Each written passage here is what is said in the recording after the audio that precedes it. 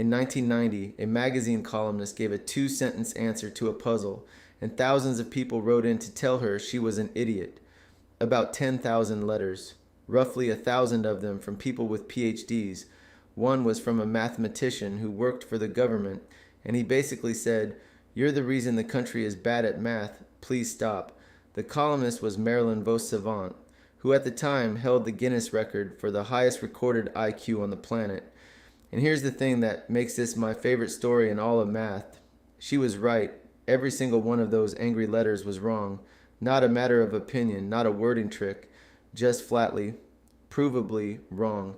And the puzzle that did this, it's a game show with 3 doors. That's it. 3 doors, a car, 2 goats. You've probably heard of it, but I'm willing to bet that if I make you actually feel why the answer is what it is, it's still going to itch a little. It itches for me, and I've done this 100 times. Okay, the setup. You're on a game show. There are 3 doors. Behind one of them is a car. Behind the other 2, goats. You want the car, presumably. Some of you want the goat, I get it, but for today, the car is the win. You pick a door. Let's say door 1. You don't open it yet. Now the host, a guy named Monty, does something important. Monty knows where the car is.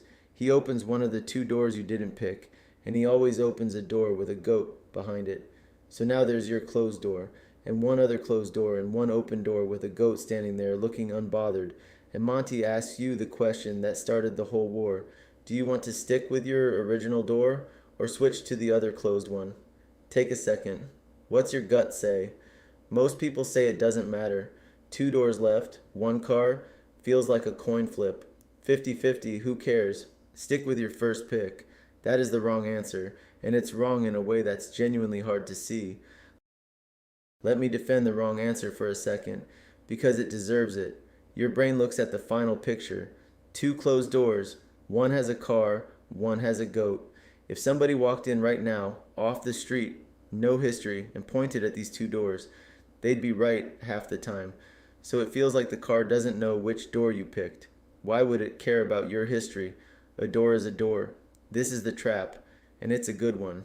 The mistake is treating the 2 closed doors like they're the same kind of thing. They're not. They gotta be closed for completely different reasons. Your door is closed because you chose it, blind, at the very start. The other door is closed because Monty deliberately left it closed.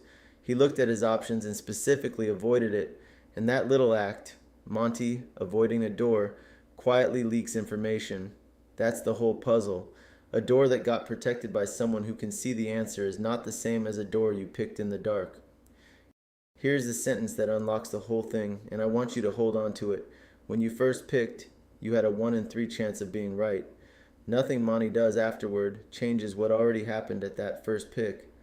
Think about it from your door's point of view. The moment you pointed at door 1, the universe rolled the dice. 1 time in 3, you nailed it. The car's behind your door. 2 times in 3, you missed. The car is somewhere in the other 2. Those numbers are locked in. They happened before Monty touched anything. So your door is stuck at 1/3. It was born at 1/3, and it stays there. But the other 2 doors, together, they've got 2/3. That 2/3 doesn't evaporate when Monty opens a goat door. It has to go somewhere. And since Monty just showed you that one of those 2 doors is a goat, all of that 2/3 piles up onto the single door he left closed. Your door, 1/3. His door, 2/3. Switching literally doubles your odds. If that went by fast, good, it should. I got it wrong the first time I heard it, so let's crawl through it. 3 doors. Say the car is behind door 2, but you don't know that. Case 1. You pick door 2, the car, 1 in 3 chance. Monty opens either goat. You switch. You lose the car. Bummer. Case 2. You pick door 1, a goat. Now Monty can't open door 2, that's the car, and he won't open your door.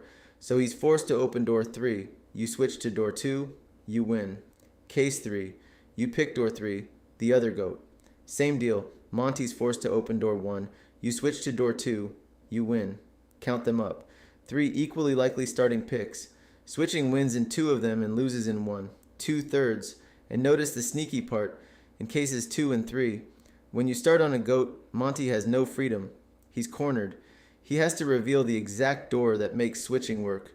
He's practically doing your homework. I want to camp on Monty for a minute because he's the secret main character. Everything hinges on the fact that Monty knows where the car is and that he never opens it. He's not opening a random door. If he were, this whole thing would fall apart. Picture a different host, a clueless one, who opens one of the other two doors totally at random. Sometimes he'd accidentally reveal the car and blow up the game. But on the times he happens to miss the car, switching and staying really are 50-50. Same doors, same open goat, and yet the odds are different. That's the part that melts people's brains. The picture in front of you can look identical, but the probability depends on the process that produced it. It depends on what Monty was allowed to do and what he knew. 2/3 of the magic here isn't in the doors at all. It's in the head of the guy, opening them. Change his knowledge. You change your odds without moving a single door. Okay, my favorite way to make this obvious. Forget 3 doors. Let's do 100. 100 doors, 1 car, 99 goats. That's a lot of goats, I'm aware. You pick 1 door. Door 37, sure. What's the chance you nailed the car on your first try out of 100? 1 in 100. Basically nothing. You almost certainly picked a goat and you know it. Now Monty, who knows where the car is, goes down the line and opens 98 other doors, every one a goat, skipping over just 1. He leaves your door 37 closed, and he leaves, let's say, door 71 closed. Everything else, wide open, goats everywhere. Now, do you feel it? He just went out of his way, dodging through 98 doors to specifically protect door 71. Your door is the one you grabbed at random when you knew nothing. His door is the one survivor he carefully left standing. Are you really going to tell me that's a coin flip? Switch. For the love of God, switch. If you don't trust the logic, don't. Trust a computer that doesn't have feelings about it. This was actually part of how the argument got settled. People ran the game thousands of times, both strategies, and just counted. So let's do that. On the left, a player who always stays with their first pick. On the right, a player who always switches. Same game. Over and over. Car placed randomly each time. Monty playing fair. Watch the 2 win counters. Early on it's noisy. They bounce around. A stayer can get lucky in a short run. That's honestly why the intuition survives. In 10 games, you can't tell the difference. But let it run. 100 games. 1,000. 10,000. The switcher's win rate settles right onto 66.6%, 2/3, and the stayer parks at 33. It's not close. It never gets close. The math didn't care how many PhDs disagreed with it. You can be certain, credentialed, and furious and still just be wrong about a goat. For the people who want the real machinery, here it is, and it's prettier than the arguing letters would suggest. This is Bayes' theorem, but I'm going to draw it instead of writing it. Picture a square. That's every possible game, 100%. Slice it into 3 vertical strips, equal width, because at the start, each door is equally likely to hide the car. Strip 1, your door. Strips 2 and 3, the others. Now bring in the new information. Monty opened a goat door. We cross out the worlds that don't match what we saw, and we keep the ones that do. When you reweigh only the surviving worlds, your strip still holds 1/3 of the probability. The strip for Monty's door holds 2/3. That's all Bayes' theorem is, really.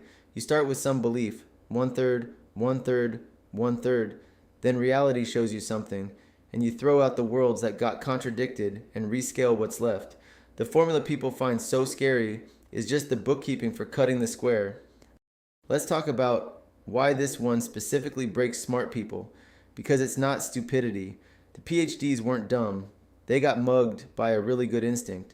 Our brains are built to count outcomes, not to track processes. You look at the end state, 2 doors, and you count. 1 car, 1 goat, done, 50-50. That reflex is usually great. It keeps you alive. It's just blind to the history of how those 2 doors got selected. And there's a second thing. We really don't like the idea that new information can update the past or feel like it does. It feels like your first pick is over and done, sealed, so how could Monty's move reach back and change it? It doesn't change your door, actually. Your door is still 1/3. What changed is the other door. All the probability that used to be smeared across 2 doors got swept onto 1. Nothing time traveled. You just learned where not to look. Being smart doesn't protect you from this. If anything, being confident makes the faceplant louder. Back to Marilyn. She published the answer. Switch. You win 2/3 of the time, and the mail avalanche started. Professors, statisticians, A guy from the National Institutes of Health, letters saying she was wrong, that she'd confused the nation, some of them frankly nasty about a woman being that sure of herself. So she did something great. She didn't just re-explain. She asked schools across the country to actually play the game, thousands of times, and mail her the results.